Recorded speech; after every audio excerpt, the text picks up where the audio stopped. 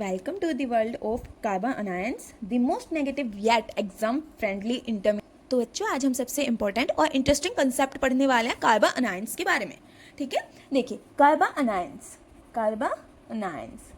सबसे पहले ये नेगेटिवली चार्ज स्पीसीज होती है। क्या होती है? Negatively charge species. अब आप ये भी तो सोच सकते हो कि हमने इसे कार्बन अनायन क्यों बोला, हम इसे सिंपल अनायन भी तो बोल सकते हैं।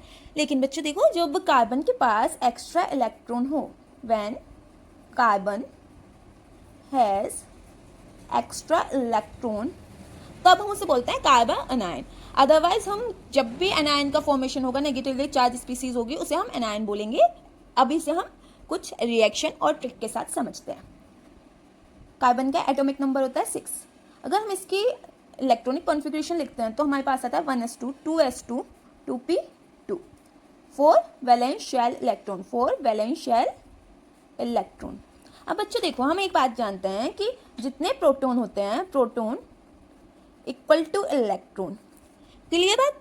अब कार्बोकैटायन के केस में हम क्या देखते हैं कि इलेक्ट्रॉन कम होते हैं और प्रोटॉन क्या होते हैं, इंक्रीज कर जाते हैं, जिसकी वजह से उस पर पॉजिटिव चार्ज आता है। लेकिन इस केस में प्रोटॉन तो उतने ही रहेंगे जितने पहले कार्बन के पास हैं, लेकिन इलेक्ट्रॉन का क्या होता है, इंक्रीमेंट होता है, इलेक्ट्रॉन के नंबर इंक्रीज हो जाता है। For example R x.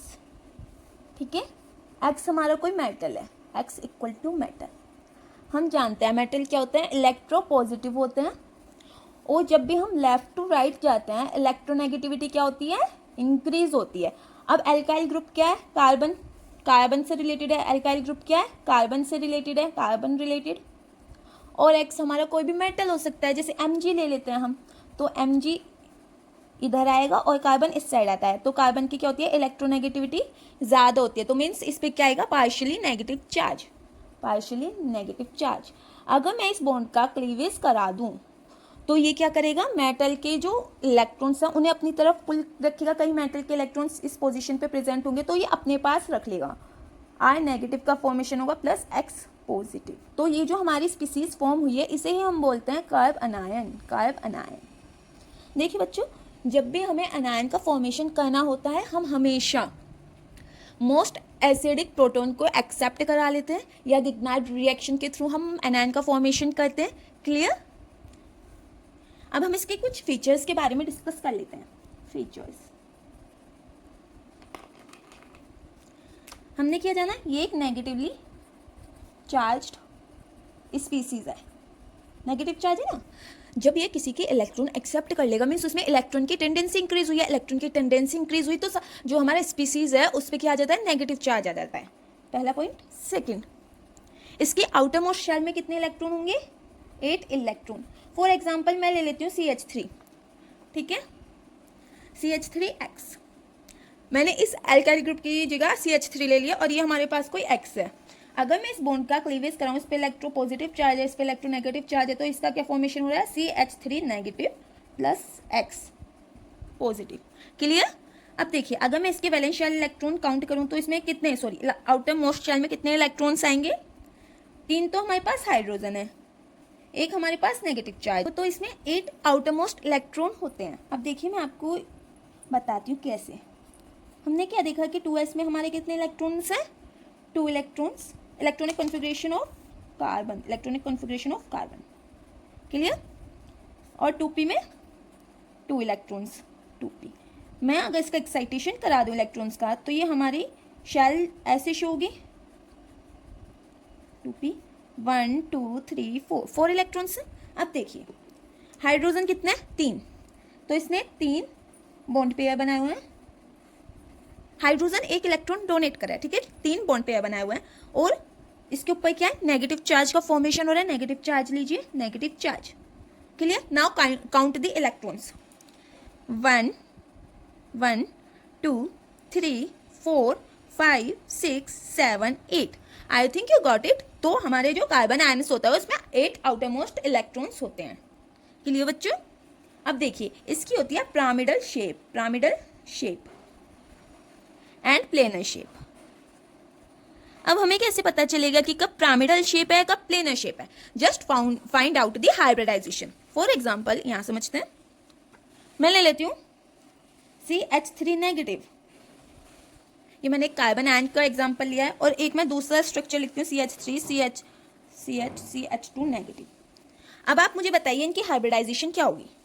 Bond pair plus negative charge 1 2 3 4 हमें 4 नंबर के थ्रू हमें हाइब्रिडाइजेशन निकालनी है, तो हमारी क्या निकलेगी sp3 3 4। तो sp3 है तो हमारी क्या होगी पिरामिडल शेप, ये आपने केमिकल बॉन्डिंग में पढ़ा होगा, ठीक है, पिरामिडल शेप हो गई। अब आप इसमें काउंट कीजिए, हाइड्रोजन लगा लीजिए ऐसे 1 2 3 4 है, ठीक है। तो आप बोलोगे मैम ये तो फिर से पिरामिडल आ गया। नहीं बच्चा, ये क्या कर रहा है, इसमें कॉन्जुगेशन कर रहा है। कॉन्जुगेशन की वजह से इसकी हाइब्रिडाइजेशन हो जाएगी sp2। जब आप फाइंड आउट करोगे, देखिए ऐसे ऐसे लिख सकते हैं ना, CH3 CH negative double bond CH2। अब फाइंड आउट कीजिए 1 2 3 sp2 हाइब्रिडाइजेशन है, तो इसकी वजह से क्या हो जाएगी, इसकी शेप प्लेनर शेप का होता है। अब आपको इस कंसेप्ट में दो क्लियरिटी मिली है कि एक तो हमारा जो कार्बन आयन है वो पिरामिडल शेप का हो सकता है या प्लेनर शेप का हो सकता है। अब हम शेप कैसे निकालेंगे, इन हाइब्रिडाइजेशन के थ्रू। अब हमें हाइब्रिडाइजेशन से क्या पता चला कि हमारे कार्बन आयन की दो हाइब्रिडाइजेशन हो सकती है, sp3 एंड sp2। जिस केस में कंजुगेशन आ जाए उस केस में हमें sp2 हाइब्रिडाइजेशन मिलेगी। अगर कंजुगेशन नहीं है, सिंपल मॉलिक्यूल है, तो उसमें हमें sp3 हाइब्रिडाइजेशन मिलेगी। बच्चों देखो, जैसे हम जानते हैं कि जो हमारा हाइब्रिडाइजेशन है वो एक हाइपोथेटिकल कंसेप्ट है, तो इसी बेसिस को ध्यान में रखते हुए हम कुछ एविडेंस देखते हैं कि क्या सच में कार्बन आयन जो होता है वो प्लेनर होता है। अगर प्लेनर है, सपोज ये मेरा हैंड है, ये प्लेनर इन नेचर है, ट्रोफाइल के साथ स्पीसीज को रिएक्ट कराएंगे, वो ऊपर से अटैक करती है या बिलो द प्लेन से अटैक करती है, इससे हमें पता चलता है कि हमारा सिस्टम प्लेनर है या नहीं है। तो बच्चों अब हम देखते हैं evidence of carbon ion structures. मैं एक एग्जाम्पल ले रही हूँ CH3 C double bond OH। अगर मैं इसे बेस के साथ रिएक्ट कराती हूँ, बेस का क्या काम होता है, बेस का काम होता है जो सबसे ज़्यादा एसिडिक प्रोटोन है उसे एब्स्ट्रैक्ट करना, ठीक है। तो ये बेस एसिडिक प्रोटोन को एब्स्ट्रैक्ट करेगा और हमें क्या मिलेगा structure CH2 negative C double bond OH। अब ये कार्बन आयन स्टेबल है, कैसे स्टेबल है, क्योंकि ये कॉन्जुगेशन में जा सकता है। स्टेबिलिटी को जब हम आगे समझेंगे आप इस कंसेप्ट को अच्छे से समझ जाओगे। और तो हमारी स्पीसीज क्या बनी, CH2 CO नेगेटिव H। अब देखो बच्चों, अगर हम उसी सिस्टम में कोई इलेक्ट्रोफाइल को इंट्रोड्यूस कराते हैं तो ये जो ऑक्सीजन पर नेगेटिव चार्ज है ये इंटरनली अटैक करता है, यहाँ जो डबल बॉन्ड का फॉर्मेशन हुआ है वो चार्ज को इस साइड पुश करता है और फिर ये इलेक्ट्रोफाइल पर अटैक करता है, न्यूक्लियोफाइल। बच्चों हमेशा याद रखना, कभी भी इलेक्ट्रोफाइल अटैक नहीं करता, हमेशा न्यूक्लियोफाइल ही अटैक करती है। लेकिन हम बोल देते हैं इलेक्ट्रोफाइल ने अटैक किया, ऐसा नहीं होता, हमेशा अटैक तो न्यूक्लियोफाइल ही करता है। क्लियर। तो हमारी क्या स्पीसीज बनेगी, COOH CH2E। ये हमारे पास स्पीसीज का फॉर्मेशन हुआ।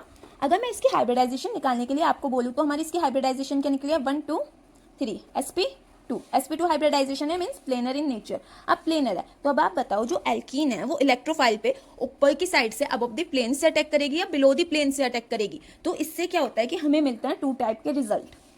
सपोज ये तो अबव द प्लेन से अटैक किया है, जो हमारी नेक्स्ट रिजल्ट मिलेगा, नेक्स्ट प्रोडक्ट मिलेगा, उसमें जो हमारी इलेक्ट्रोफाइल होगी वो बिलो द प्लेन होगी। तो इसी वजह से हम बोलते हैं कि जो हमारा कार्बन आयन होता है वो प्लेनर इन नेचर होता है, क्योंकि हमें मिलता है racemic mixture of product. I think आपको ये कंसेप्ट क्लियर हो गया होगा। बच्चों अब हम कुछ रिएक्शंस देख लेते हैं कार्बन आयन के फॉर्मेशन की। From base CH3 C double bond OH, base के साथ रिएक्ट करा, कार्बन आयन का फॉर्मेशन हो जाएगा। बेस का क्या काम होता है, मोस्ट एसिडिक प्रोटोन को एब्स्ट्रैक्ट करना। अब देखिए बच्चों, जब भी कोई इलेक्ट्रॉन विड्रॉइंग ग्रुप प्रेजेंट है ना, जब भी हमारे किसी भी ग्रुप के पास इलेक्ट्रॉन विड्रॉइंग ग्रुप होता है तो वो फेवर करता है कार्बन आयन का फॉर्मेशन को। तो बेस क्या काम करता है, सबसे एसिडिक प्रोटोन को निकालेगा। तो जो एल्काइल ग्रुप है ये इलेक्ट्रॉन विड्रॉइंग ग्रुप हुआ, ये जो एल्काइल ग्रुप है ये इसको अपनी तरफ और ज्यादा इसके इलेक्ट्रॉन्स पुश करेगा, अपनी तरफ इलेक्ट्रॉन पुश करेगा, तो ये इलेक्ट्रॉन डेफिशिएंट होने लगेगा। इलेक्ट्रॉन डेफिशिएंट होगा तो बेस क्या काम करेगा, उस प्रोटोन को एब्स्ट्रैक्ट कर लेगा, जिससे ये ज्यादा इलेक्ट्रॉन डेफिशिएंट ना रहे। सेकंड हम देखते हैं फ्रॉम एल्काइल हैलाइड RX। अगर मैं इस रिएक्शन को Mg की प्रेजेंस में ड्राई ईथर में कराती हूँ तो हमें मिलता है R नेगेटिव MgX, जिसे हम बोलते हैं Grignard reagent. Grignard reagent. It is also the reaction of formation of the Grignard reagent. देखो बच्चों, RX है, Mg क्या है, इलेक्ट्रोपॉजिटिव इन नेचर है. मैग्नीशियम जो है वो इंसर्शन का काम करता है, ये इंसर्ट हो जाएगा जिसकी वजह से फिर इस पर पॉजिटिव, इस पर नेगेटिव चार्ज आ जाता है और ये Grignard reagent का फॉर्मेशन करता है और कार्बन आयन का फॉर्मेशन हो जाता है R नेगेटिव डेल्टा पॉजिटिव. ठीक है, MgX पर.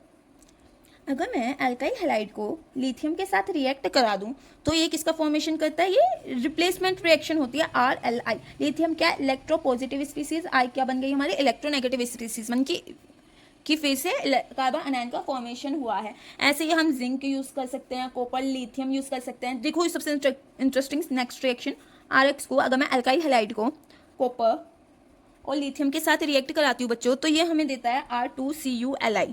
2 मोल हम इसके रिएक्ट कराएंगे तो हमें मिलता है R2CuLi, जिसे हम बोलते हैं गिलमैन रिएजेंट. जो मोस्ट इंपॉर्टेंट टॉपिक है, Grignard रिएजेंट और गिलमैन रिएजेंट दोनों की प्रिपरेशन हम किससे करते हैं, अल्काइल हैलाइड जो कार्बन अनायन के द्वारा फॉर्मेशन होता है जिनका. जो अब हम बात करेंगे स्टेबिलिटी की, स्टेबिलिटी ऑफ कार्बन अनायन. सबसे पहले हमें बात याद रखनी है कि कार्बन आयन के पास अगर इलेक्ट्रॉन विड्रॉइंग ग्रुप प्रेजेंट है तो वो स्टेबल होगा. देन जितना ज़्यादा वो रेजोनेंस में जाएगा उतना ज़्यादा स्टेबल होगा. देन -I कितना लग रहा है उससे हम बात करेंगे कि स्टेबल है या नहीं. अब हम कुछ एग्जांपल सॉल्व करेंगे जिससे आपको ये कंसेप्ट क्रिस्टल क्लियर हो जाएगा. और एक बात और, जैसे जैसे एस करेक्टर इंक्रीज होता है स्पीसीज में, ऐसे ही कार्बन आयन की जो स्टेबिलिटी है वो इंक्रीज हो जाती है. अब हम सबसे पहले एक इम्पॉर्टेंट एग्जांपल देखते हैं, डिकार्बोक्सिलेशन. सपोज मुझे डिकार्बोक्सिलेशन कराना है इन कुछ कंपाउंड्स का, आपको बताना है कि कौन सा सबसे ज़्यादा स्टेबल है और किसका रेट सबसे ज़्यादा फास्ट है. मैंने आपको बता दिया कि आपको कौन कौन से फैक्टर्स ध्यान में रखना है.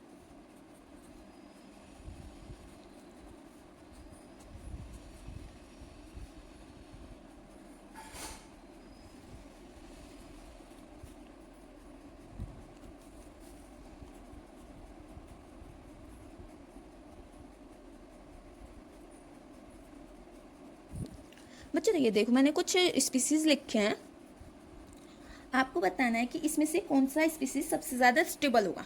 आपको कराना है डिकार्बोक्सिलेशन.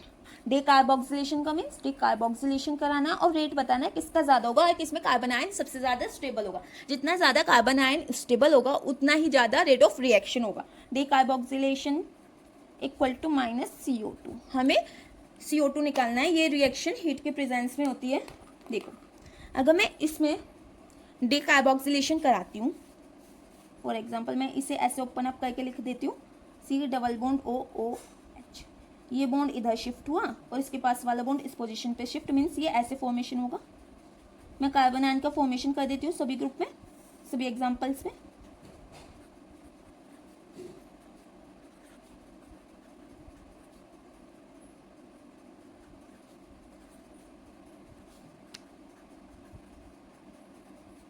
अब बच्चों बताओ, मैंने फॉर्मेशन कर दिया है कार्बन आयन का. अब आप बताइए कि कौन सा कार्बन आयन सबसे ज़्यादा स्टेबल है. ये रही कंडीशंस, इलेक्ट्रॉन विड्रॉइंग है तो स्टेबल है, रेजोनेंस चेक करना है, -I चेक करना है और S करेक्टर चेक करना है. अब देखिए इसमें हमारा कोई रेजोनेंस हो रहा है, इस स्पीसीज में नहीं हो रहा है. ABCD रेजोनेंस तो नहीं है, लेकिन क्या लग रहा है, -I stabilize carbanion. It is just opposite to the carbocation.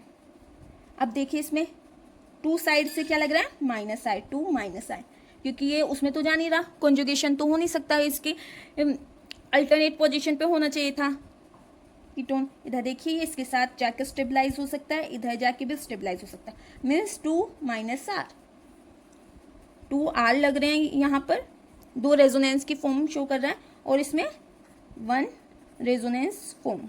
तो देखिए बच्चों, हमेशा हम सबसे ज़्यादा प्रायोरिटी किसे देंगे, -R को, देन -H को, देन -I को. In case of carbon ion तो -R किसके हैं, C के. तो सबसे ज़्यादा रेट ऑफ रिएक्शन किसका होगा, C कंपाउंड का होगा. देन इसमें D का होगा, R को प्रायोरिटी देनी है ना. फिर उसके बाद इसमें -I कितने लग रहे हैं, 2 -I हैं और इसमें कितना है, 1 -I है, तो B होगा, देन A होगा. आई होप आपको ये समझ आया होगा. आपको सबसे पहले चेक करना है कि उसमें कितने -R लग रहे हैं, मतलब कितने आपको सबसे पहले चेक करना है कि कितना रेजोनेंस हो रहा है नेगेटिव चार्ज का, माइनस आई इफेक्ट लग रहा है या नहीं लग रहा है, इलेक्ट्रॉन विड्रॉइंग इफेक्ट है, इलेक्ट्रॉन डोनेटिंग इफेक्ट है। उसके बाद आपको चेक करना है हाइपर कंजुगेशन है या नहीं है। इस सीरीज को हमेशा याद रखना, इससे आपके क्वेश्चन कभी गलत नहीं होंगे। अगर आपने माइनस आई की जगह पहले प्रायोरिटी माइनस एच को दे दी या माइनस आई को दे दी, अगर आप माइनस आई को प्रायोरिटी दे देते तो इसमें कौन सा सबसे ज़्यादा स्टेबल होता? ये होता ना, ए को आप बोल देते कि सबसे ज़्यादा स्टेबल है, लेकिन ऐसा नहीं है। तो इसलिए ऑर्डर याद रखना कि आपको सबसे पहले किसकी प्रायोरिटी देनी है। मैं एक और एग्जांपल करा देती हूँ आपको स्टेबिलिटी में। CH double bond triple bond COOH B CH2 double bond COOH CH3 CH2 COOH। Again आपको इन तीनों स्पीसीज का डिकार्बोक्सिलेशन कराना है और बताना है किसका रेट फास्टर होगा। देखिए बच्चों, अगर मैं इस बॉन्ड को इस साइड शिफ्ट करूँ, ये इस साइड बॉन्ड जाएगा। ओपन करके दिखाती हूँ आपको। ये बॉन्ड इस साइड शिफ्ट हुआ, ये वाला जो बॉन्ड है स्पीसीज के साथ कार्बन पे शिफ्ट होगा, यहाँ पर माइनस बनेगा, इसमें यहाँ पर बनेगा, इस स्पीसीज में इस पोजीशन पर माइनस आयन, इस पोजीशन पर यहाँ कार्बन आयन का फॉर्मेशन होगा। तो आप इन कार्बन आयन में मुझे बता सकते हो कौन सा सबसे ज़्यादा स्टेबल है। तो देखिए मैंने क्या बोला कि जितना ज़्यादा एस करेक्ट है इंक्रीज होगा, स्टेबिलिटी क्या होगी? इंक्रीज होगी। तो इस बात को देख के हमें यही समझ आ रहा है कि हम इसके हाइब्रिडाइजेशन फाउंड आउट कर सकते हैं। sp sp2 sp3। तो मीन्स ए का रेट ज़्यादा होगा देन बी का देन सी का। हमेशा याद रखना, जितना ज़्यादा स्टेबल आपका इंटरमीडिएट का फॉर्मेशन होगा उतना ही ज़्यादा रेट इंक्रीज होगा, रेट फास्ट होगा। क्योंकि देखिए बच्चों, केमिस्ट्री में कोई भी डिस्टेबल नहीं होना चाहता है। अगर हमको भी हमारे कंफर्ट जोन से बाहर निकाला जाएगा तो हम भी परेशान होंगे ना, हम सोचेंगे कि हम अपने कंफर्ट जोन में रहे। सेम ऐसी केमिस्ट्री का खेल है, जितना ज़्यादा अनस्टेबल इंटरमीडिएट होगा उतनी ही ज़्यादा टाइम एनर्जी लगेगी उस रिएक्शन को कराने में, और जितना ज़्यादा स्टेबल हमारा इंटरमीडिएट होगा उतनी ही कम एनर्जी लगेगी, उतना ही कम टाइम लगेगा हमें कोई भी रिएक्शन कराने में। बच्चों, कुछ बच्चों को ये होगा कि हमने तो हाइपर कंजुगेशन हमेशा पॉजिटिव हाइपर कंजुगेशन पढ़ा है, लेकिन अगर आपको नेगेटिव हाइपर कंजुगेशन भी पढ़ना है तो आप मुझे कमेंट कर सकते हैं। सो नेक्स्ट टाइम जब एग्जाम में क्वेश्चन आए कि कौन सा कार्बन अनायन ज़्यादा स्टेबल होगा, याद रखो ट्रिक, रेजोनेंस सबसे पावरफुल है, फिर हाइब्रिडाइजेशन और एंड में इंडक्टिव इफेक्ट। अगर लेक्चर पसंद आया तो लाइक, शेयर और सब्सक्राइब ज़रूर करें और कमेंट में लिखें कि नेक्स्ट टॉपिक कौन सा चाहिए।